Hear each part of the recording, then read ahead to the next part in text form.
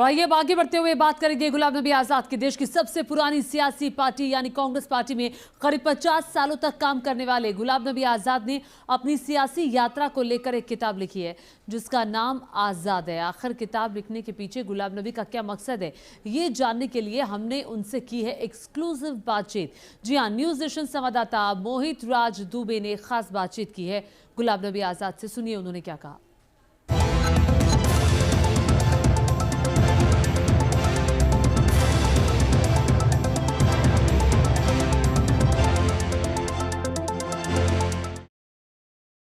देश की सबसे पुरानी सियासी पार्टी में करीब 50 सालों तक काम करने वाले गुलाम नबी आज़ाद साहब हमारे साथ इस वक्त खास बातचीत के लिए मौजूद हैं। आज के दौर में गुलाम नबी आज़ाद साहब ने अपने सियासी यात्रा में को लेकर एक पुस्तक लिखी है जिसका नाम आज़ाद है। आखिर उसका मतलब क्या है, उसका शीर्षक आज़ाद क्यों रखा गया है, खुद आपसे हम बातचीत कर लेते हैं। सर, आपका स्वागत है न्यूज़ नेशन पर। पहला सवाल कि आपने अपनी पुस्तक का नाम, किताब का नाम आज़ाद ही क्यों रखा? मेरा पेन नेम आज़ाद। मेरी नई पार्टी बनाई, उसका नाम भी आज़ाद और बुक भी आज़ाद लिखी, क्योंकि मेरी बहुत सारे लोग हम पर आरोप लगा के इसके कहने से बनाई, उसके कहने से बनाई। तो मैंने उनको बताया गुलाम नबी आज़ाद किसी के कहने से पार्टी न छोड़ी, न किसी के कहने से नई पार्टी बनाई। उसकी सोच आज़ाद है, अपने दिमाग से सोचता है, अपने दिमाग से निर्णय लेता है, जैसा भी निर्णय हो, और हमेशा ज़िंदगी में अच्छा ही निर्णय है। तो बुक का नाम भी आज़ाद है और बेबाक लिखा है। गुलाम नबी आज़ाद कोई एक दिन में नहीं बनता। आपकी सियासी पारी 50 साल की रही है। 50 साल का अनुभव का कोई विकल्प नहीं होता है।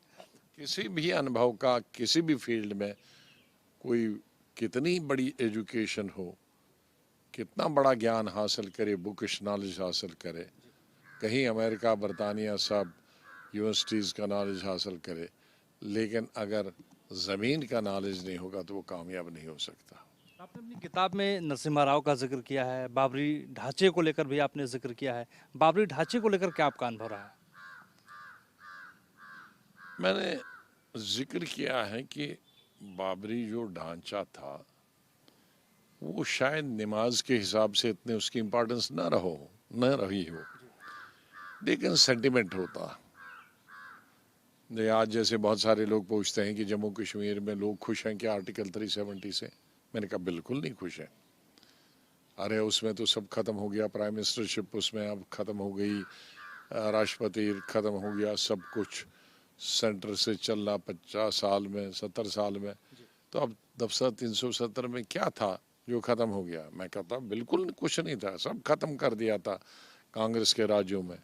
अब तो हिंदुस्तान की जैसी दूसरी राज्य हैं वैसी थी, लेकिन सेंटिमेंट था। सेंटिमेंट वैसा ही सेंटिमेंट था जैसे सैकड़ों साल हुए बाबरी मस्जिद में कोई नमाज नहीं पढ़ता था। मेरे ख्याल में आधे प्रतिशत मुसलमानों के हिंदुस्तान के या यूपी ने बाबरी मस्जिद की शक्ल भी नहीं देखी थी, लेकिन सेंटिमेंट था। हमारे देश में हमारे मंदिरों की कमी नहीं है, लेकिन हमारे हिंदू भाइयों का सेंटिमेंट राम मंदिर से है। कितने साल आज़ादी से पहले भी था, आज़ादी के बाद भी रहा, हर रजीम में रहा। नेहरू के वक़्त में रहा, इंदिरा गांधी, राजीव गांधी के वक़्त में रहा, नरसिम्हा राव के वक़्त में रहा, और जब तक अब बनना शुरू नहीं किया तब तक सेंटिमेंट बना रहा। तकरीबन 2 सेंचुरीज में साउथ में सेंटिमेंट है, हिंदी का नहीं है, हमारी लोकल लैंग्वेज चाहिए। इसी तरह से लोगों का सेंटिमेंट जुड़ा हुआ है, लोगों का कश्मीर से आर्टिकल 370 का। बाबरी मस्जिद से जो आज हमारे बहुत सारे लोग कहते हैं कि आज देश खतरे में है और कम्युनल डिवाइड है, ये कम्युनल डिवाइड की शुरू तो बाबरी मस्जिद के डिमोलिशन से हुआ। जो विवाद पूरा हुआ, जो पूरे हिंदुस्तान में दंगे फसाद हुए, पूरे कोई स्टेट नहीं रहा जहाँ दंगे फसाद नहीं हुए, तो वो डिवीज़न तो तब से हो गया। नरसिम्हा राव की मानते बहुत बड़ी विफलता थी। दोनों की, होम मिनिस्टर की भी और उससे। इसलिए आप बुक पढ़ लीजिए तो मैंने वो और प्रूव हो गया उससे, क्योंकि लोग चाहते थे, पार्लियामेंट सेशन में था, मैं पार्लियामेंट्री अफेयर्स मिनिस्टर था, तो ऐसे हालात में जहां बाबरी मस्जिद हो और तमाम अपोजिशन पार्टियां एक साइड हो जाएं, दुर्भाग्य से नहीं देश तो बढ़ गया था हिंदू मुसलमान में, लेकिन पार्लियामेंट नहीं बटा था। पार्लियामेंट में हिंदू मुस्लिम एक थे, सब एंटी बीजेपी उस वक्त, कि हमारे पास 25 एमपीज पहले ही कम थे। अगर प्राइम मिनिस्टर इस्तीफा देता तो इलेक्शन हो जाते, इलेक्शन हो जाते तो बीजेपी पावर में आ जाती, तो फिर तो और भी खराब हो जाता। तो बीजेपी पावर में नहीं आए तो मैंने कहा भाई मैं नरसिम्हा राव को छोड़ो, होम मिनिस्टर का मैं इस्तीफा करवा दूंगा, क्योंकि वो तो होम मिनिस्टर और प्राइम मिनिस्टर एक ही है। और होम मिनिस्टर, ये तो होम मिनिस्टर का काम है ना, प्राइम मिनिस्टर की उसकी इजाजत नहीं लेनी थी। लॉ एंड ऑर्डर तो उसका काम है, पैरामिलिट्री फोर्सेस उसको भेजने का काम था। तब मान गए और बड़ी मुश्किल से मैंने प्राइम मिनिस्टर को मनाया कि भाई तुम्हारे तो बचा लिया, लेकिन होम मिनिस्टर को जाना पड़ा। कि हम अगर अब कांग्रेस के बारे में बात करें, क्योंकि 50 सालों तक आपने कांग्रेस की सेवा की है। अगर हम 1885 से लेकर 1947 तक बात करें तो तमाम अल्पसंख्यक समुदाय से लोग अध्यक्ष रहे, करीब 13 से 14 अध्यक्ष बने हैं। लेकिन 70 सालों में न कोई मुसलमान, न कोई सिख, न कोई पारसी अध्यक्ष पार्टी का नहीं बन पाया। क्या वजह मानते हैं? तो मैं लिखा है इसमें, अपने बुक में मैंने लिखा है कि कांग्रेस भी प्री इंडिपेंडेंस वाली कांग्रेस अलग थी, पोस्ट इंडिपेंडेंस वाली कांग्रेस अलग थी।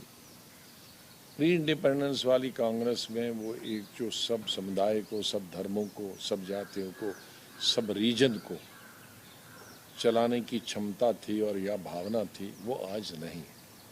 यही कारण है कि 1885 के बाद 1947 के तक क्रिश्चियन भी प्रेसिडेंट बने, मुस्लिम भी 5-6 मुस्लिम बने, जी। क्रिश्चियन 5-6 बने, पारसी 2-3 बने उन 70 सालों में। लेकिन 75 सालों में कोई मुस्लिम नहीं, कोई क्रिश्चियन नहीं, कोई एससी नहीं, कोई सिख। क्या आजाद साहब अध्यक्ष नहीं बन सकते थे?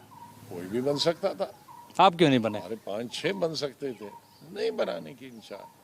तो मैंने कहा कि इससे भी देश को नुकसान, कांग्रेस की जो मुसलमान हट गया आहिस्ता आहिस्ता, तो उनको लगा कि हमको खाली यूज़ किया जाता है। नौकरी में 1%, अब मुश्किल से 2-2.5% हो गई है, 1-1.5%, बिजनेस में 1% जी, और पार्टी में 1%, 0% पार्टी प्रेसिडेंट में। तो कैसे आप कॉन्फिडेंस में ले सकते हो? एससीज को मैंने लिखा है, 93 का लिखा है वर्किंग कमेटी में। मैंने कहा कि एससीज को तो रिजर्वेशन मिल गई, लेकिन रिस्पेक्ट नहीं मिली। नहीं, ये आप महत्वपूर्ण बात कर रहे हैं, लेकिन वर्किंग कमेटी आपके दौर में हुआ करती थी। आप भी संगठन महासचिव कई बार आप बने, आप महासचिव कई दशकों तक आप रहे। उस वक्त की कांग्रेस वर्किंग कमेटी और आज की कांग्रेस वर्किंग कमेटी को किस तरीके से आप देखते हैं? देखो, मैं इंदिरा जी की वर्किंग कमेटी में भी स्पेशल इन्वाइटी जाता था as all India youth Congress president जी। तो मैंने इंदिरा गांधी की वर्किंग कमेटी देखी, राजीव गांधी की वर्किंग कमेटी, तो मैं वर्किंग कमेटी भी था और पार्लियामेंट्री बोर्ड का मेंबर भी था, जो सिर्फ 8 मेंबर थे, जिसमें नरसिम्हा राव जैसे, के करुणाकरण जैसे, हमारे बनारस के सबसे ये क्या महान लीडर, ब्राह्मण लीडर बनारस के, वो जैसे थे, उसका मेंबर थे। फिर केसरी जी के वक्त में थे, राव साहब के वक्त में वर्किंग कमेटी थी। उस वक्त 30-23 प्रेसिडेंट को मिला के 22-23 मेंबर होते थे, हुआ करते थे। कभी 1 या 2 स्पेशल इनवाइटी होते थे। बड़ा तो मकसद क्या है सर, इतने इनवाइटीज बनाने के पीछे क्या वजह? 1 या 2 होता था, लेकिन उन 1 या 2 को स्पेशल इनवाइट को साल में अगर 10 मीटिंग वर्किंग कमेटी में बुलाई तो 11वीं में बुलाया जाता था। अच्छा साहब, आप घाटी से आते हैं, घाटी में 370 हटा दिया गया। सरकार कह रही कि 370 हटने के बाद विकास जबरदस्त हो रहा, विकास की नई लकीर खींच दी गई। आप क्या समझते हैं? देखो, विकास और सेंटिमेंट अलग होता है। मैंने पहले भी आपको मिसालें दी। विकास तो हिंदुस्तान में हो रहा था, लेकिन मंदिर और मस्जिद का सेंटिमेंट तो बना रहा ना। और साउथ में भी विकास था, हो रहा। ज़रा हिंदी लगा के देख लीजिए, कल ऑफिशियल लैंग्वेज बनाई है, जैसे कश्मीर में बनाई ऑफिशियल लैंग्वेज उर्दू को करके। तो ये एक सेंटिमेंट होता है, विकास की एक अपना जगह होता है, सेंटिमेंट की कोई विकास से मतलब इसको नहीं है, जीता नहीं जा यानी सकता। विरोध करते हैं 370 का आज भी आप? आज भी करता हूं। बराबर गलत था सरकार का निर्णय। 50 साल तक कांग्रेस में आप रहे, कांग्रेस में आपने तमाम तरीके के काम किए, मंत्री आप रहे। मान लीजिए आज के दौर में सोनिया गांधी या खड़गे जी कहते हैं कि आज़ाद साहब आइए, जो भी गिले शिकवे खत्म करते हैं, पार्टी ज्वाइन करिए। देखो न सोनिया जी पार्टी चला रही न खड़गे जी चला रहे। अध्यक्ष तो हैं खड़गे जी। अध्यक्ष थोड़ी पार्टी चलाता, पार्टी तो राहुल जी चलाते हैं। नाम सिकंदर रखने से वक्त सिकंदर हो न सका। सिकंदर कौन था? The Alexander the great. जी, बहुत सारे नामों का अलेक्जेंडर नाम है, तो अलेक्जेंडर थोड़ी हुए। यानी रिमोट कंट्रोल राहुल गांधी के पास है। रिमोट नहीं कहूँगा, डिसीजन वो लेते हैं। राहुल गांधी अडानी के मुद्दे को उठा रहे हैं लगातार। आपको लगता है अडानी के उद्योगपतियों से आज के दौर में क्या संपर्क वाकई कांग्रेस के खराब हो गए? नहीं, उनके हैं और अडानी से भी है। इसलिए तो अडानी को बिजनेस दिया है 2 कांग्रेस स्टेटों में। ये राजस्थान में भी उसको बिजनेस दिया है और क्या कहते हैं छत्तीसगढ़ में बिजनेस दिया। तो फिर विरोध किस बात का? ये दिखावा तो है। राहुल गांधी की सदस्यता चली गई लोकसभा से, घर भी उनका खाली हो रहा है, इसको किस तरीके से आप देख रहे हैं? उसको मैं बहुत जगह कहा है कि खुद किए तुमने अपने दीवारों के सुराख, खुद किए तुमने अपने दीवारों के सुराख, अब अगर कोई झांक रहा है तो शोर कैसा? अपने खुद फाड़ दिया ऑर्डिनेंस।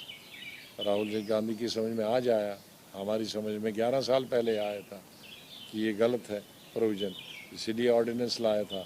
इसीलिए हमने लोकसभा पार्लियामेंट में मिलाकर उस प्रोविजन को ख़त्म करना था।